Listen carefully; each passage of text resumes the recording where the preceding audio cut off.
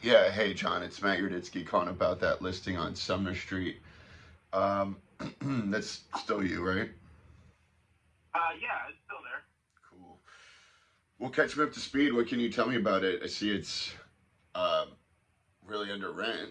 Other than that, I mean, what's the inside look like? What are the big ticket items like? You know, furnace, roof, water heater. Can you tell me anything about Uh, it? yeah, I was gonna say the furnace actually just got replaced. The last stretch of cold weather we had, like 2 weeks ago, the original furnace went out. It was from the early '90s, and she went ahead and replaced it. I actually just took some pictures. What was your name again, so I can save your number? Matt. Um, Matt, I'll text you my Matt. name, but yeah, Matt. Okay, yeah, because I just went through last weekend, and that was the first time the tenant actually accommodated me getting in the house. It was to show it to somebody. So I took a couple pictures of the downstairs while I was there that I could send over to you to try to give you a little bit better idea of what the inside looks like. That'd be great. The roof was put on last year. She's updated some windows over the last couple years that she's owned it. The furnace was done about 2 weeks ago. The hot water tank looks a little older, but it's still in working condition. Um, Bathroom upstairs has all been updated with a new vanity, new toilet, new tile, and then a glass shower door. Um, all the bedrooms and stuff are all carpeted with moderate condition. Um, Trying to think here. The kitchen was just updated about 2 years ago. It actually has granite countertops. I was surprised, to be honest with you. Um, That's all the crazy. condition of the kitchen. Um, Let me see here. Let me try to find these pictures so I can at least look at something while I'm talking with you. Why isn't it Um, sold? One that we have no pictures online, so nobody has any idea what it looks like on the inside. Two, the tenant just doesn't accommodate us very well. So I've tried to get in there multiple times that we've been listed, and he just keeps giving me the runaround. I had to get the seller involved last 2 weeks ago or whatever, just to make sure I was going to be able to get in there with some clients that I did have interested. Um, and I mean, let's see here. How long's Yeah, the and it's tenant been also a there? little overpriced for the neighborhood. I think the best comp we have is at 98. And it has a detached garage and a fenced-in yard and some other amenities that just made it look a little bit better. Um, let's see here. Yeah, I mean the basement has been waterproof, so that's staying dry. I didn't see any issues down there. Um, the electrical panel is probably maybe a 75 amp. It didn't look very big, but the picture I have, oh, it is 100 amp. Okay, so I had to zoom in on the picture. Um, it's got some laminate flooring downstairs in the kitchen, and then carpet in the living room and dining. Um, but I mean, and overall, it's in really good condition. It's just in a neighborhood where everything else sells for the 40 to 60 price point. So we're definitely one of the higher priced homes in the neighborhood, which is probably deterring some people from moving forward with it. That's basically all I can say because the house is in good shape. Just haven't had a whole lot of people go through it to try to make us an offer yet. And why is it so under rent? Did the landlord just kind of give up on landlording? Well, she's ready to. Wait, are we talking about Sumner or are we talking about Lake Moore? Sumner. It says seven hundred and Okay, fifty okay. dollars, I want to and make I sure. mean, for Uh, you could get yeah, like Sumner. 1,300. Okay, the situation with her is her husband had a bunch of rental properties throughout Akron, and then last July he passed away of cancer. And so now at this point, she's just doing everything she can to get the rental properties off of her back because she doesn't an out-of-state gal and doesn't have time to come and look at them or anything like that to keep up with it. Okay. And she just wants to get them off her plate because he's, you know, doesn't really want anything to do with this. This was her husband's gig, and since he's passed, we've sold everything else, and she's down to her last two estates, which she's got to get an eviction on the other people, and then these people have been renting the whole time she's owned them, so she's just trying to keep them and keep it floating until she sells them, and then whoever wants to do what they want to do, up to them. Yeah, that's probably a deterrent too, is that it's just so under rent. Whoever obviously buys it, the first thing they would have to do is evict, no matter what they wanted to do with the house. I would imagine. At least that's what I would do, just because I'm out of state as well.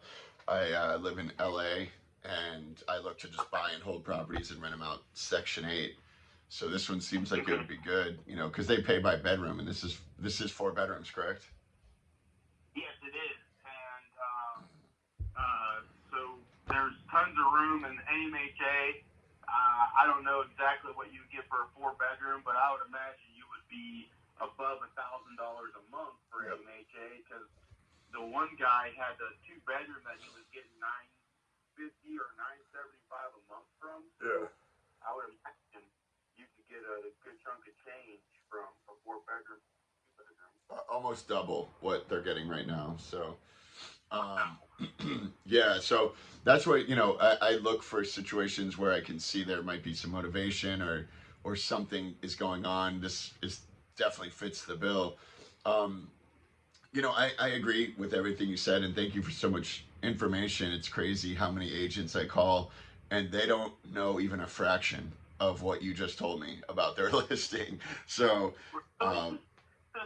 Yeah, I was gonna say, it said once we hang up, I can save your number and send you these pictures that I took last weekend as well. You know, I didn't take any of the bedrooms because there was kids there for the showing, and I didn't want the mom to think I was taking pictures of her kids or anything like that. Right. So I only took the pictures of the basement, the living room, dining room, and kitchen, and that was about it, just so I could have something moving forward of what the basic interior looks like. You know, most bedrooms are your average bedroom kind of thing, so most people don't get hung up, especially investors. They want to see the mechanicals and the main living space. Your bedroom is your bedroom, you know, so as long as there's like 3 or 4 of them, whatever it says, they're usually good to move forward, as long as there's not anything major. You know, like I said, I know she is eager to get these off her plate. She told me to bring my investors that I have local, and most of them won't touch a house for, you know, more than 30,000, and then if it needs work, then they'll put a couple grand into it. But most of them don't want to buy at the top of the spectrum. Sure. And, you know, so most of my investors in the Akron area, they don't buy these kind of properties unless it's 60 or below. Right. You know, Yeah. it's already been done for them. They can just move people in. So she's a little overpriced for most investors in you know, this local area that I work with the most. But most of these are out of town investors.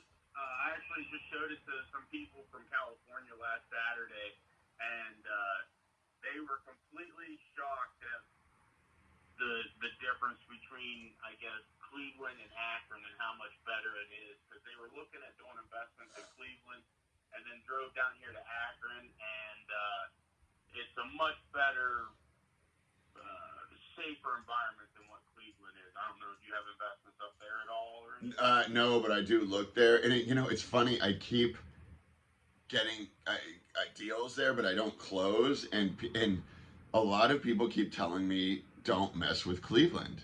I don't, you know, and I haven't quite figured out why, but and I know it's just crazy to me that Akron is just, it's got to be one of the hottest markets in the country or something, because you know, I follow a lot of these gurus online, and for Section 8 at least, everyone says Akron. Akron is always at the top of the list, and so I just keep coming back to Akron.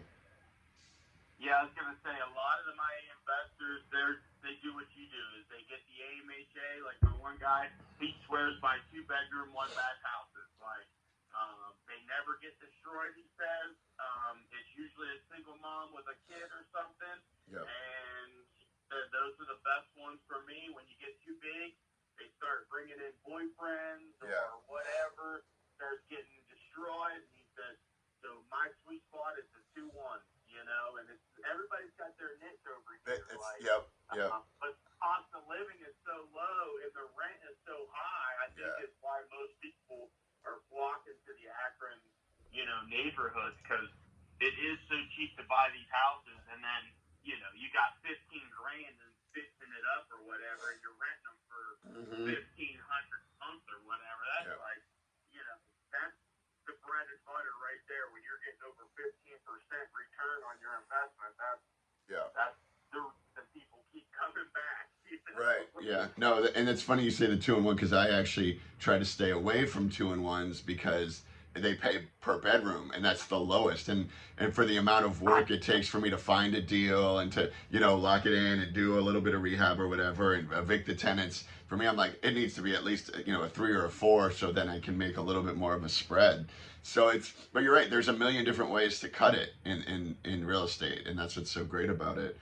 And that works for everybody, because he's over there stealing the 2-1s, you're over here getting the it works for everybody. Everybody wins, you know. It's a preference, you know, and I don't want to tell anybody how to do their business, because, like I said, everybody's got their own niche, and there's plenty of room for everybody to operate. That's for sure. So There's going to be tons of vacant houses, I think, coming up in Akron here in the next probably 6-7 months. Why do you say that? I'm getting a bunch of REO listings here coming, which are bank-owned properties. It just takes, from the time you get the REO to the time it actually hits market, it's about an 8 to 12-month process sometimes. So I'm going to say we're going to see a flood of foreclosures coming real soon in the next year, probably. Send them my way. I was going to say, that's when the investors come out to play and start using their cash to buy them up, because they're a lot cheaper once the bubble bursts, you know? Right. Well, so I'm going to throw something at you that might work. I mean, it's perfect for the situation, especially when, you know, the seller is kind of set on a price, especially in an area where it's almost, you know, double what the normal rate is. But I don't really care so much about price. I don't even care about appreciation. I just care about cash flow. So if I was to pay your commission, pay the closing costs, and I could get your seller out of this quick, and offer the 98.9, would she take it in terms? I would imagine so. Yeah. It looks like she owns it. Done, so. Yeah. How about we do this? She would basically contemplate anything that came her way at this point. She even told the people that were verbally telling me they'd be in the 50s and 60s. She said, raise an offer and see what we can work out. And I said, well, I'll talk to them. So, well, here's what I'm going to do. I'm going to make you a full price offer. I'm going to pay your commission. And what I'll do is, if you could send me your email address and those pictures, I'm going to write up 2 different options.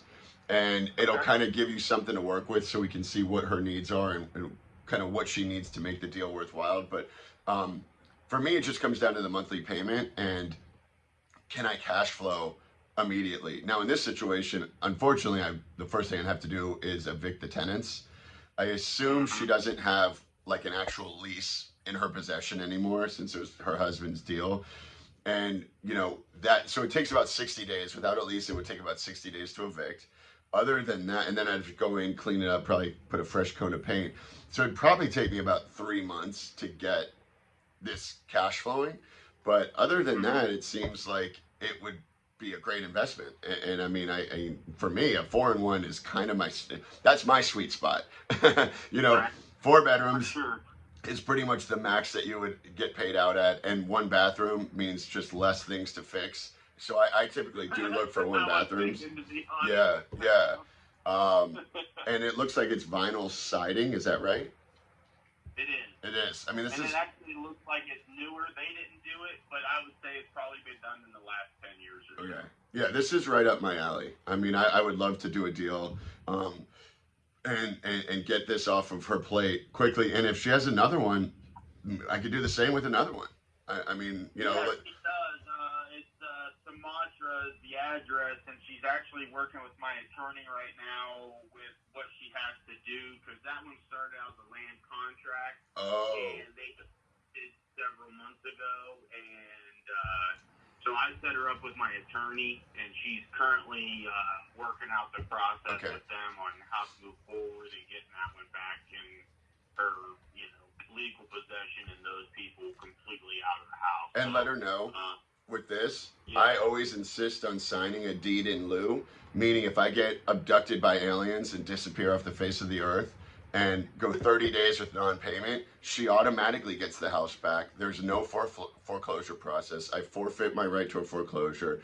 I forfeit any right to legal proceedings, and she automatically gets the house back. I also pay a third party licensed loan servicing company to service the loan. So after we close, she would never even have to talk to me again. It's the payments are coming from a licensed and bonded company, not me. So I take care of all of that, so she has nothing to worry about. And you do that with your own people that are doing a land contract with you? I'm not doing a land contract. I'm keeping this property and I'm doing it Section 8. So I don't do land contracts. I'm holding this property for myself. I'm not going to wholesale it out. I'm not going to land contract it out. This is my property. So No, yeah. okay. No, and honestly, I don't really think she would care. At the end of the day, that's between you two, really, on Right. what you're going to do after the transaction's over. Well, because a lot of people say, well, what if you default on the agreement? And I say, well, it won't matter because you won't even have to foreclose. It'll automatically get deeded back to you after 30 days of default. But again, I've never done that, and why would I? Because I'm going to put in all the money to get it up and running and cash flowing. So anyway, I'm going to text you my name and email address. If you could do the same, just give me the pictures and your email address. I'm going to put together an offer and I'll shoot it out to you immediately. And, I could follow up with you tomorrow morning, same time, if that's all right. Yeah, I was going to say, that'd be great, man. I really do appreciate your call this morning. And, I'll gladly, I was going to try to do it, but it won't let me message you while we're still on the phone, I guess. Oh, right on. If not, you can email me. I'll send you my email as well. Okay. And then the 2683, is that the best number to reach you at? Yep. So, I'm going to shoot you over these once we get off the phone. You already texted me. Yep. And so I'm going to respond right now with my email. And I'll follow up with some pictures. STOUFER.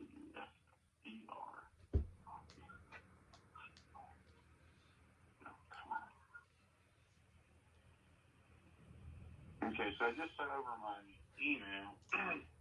Got it. And then, let's see, 1, 2.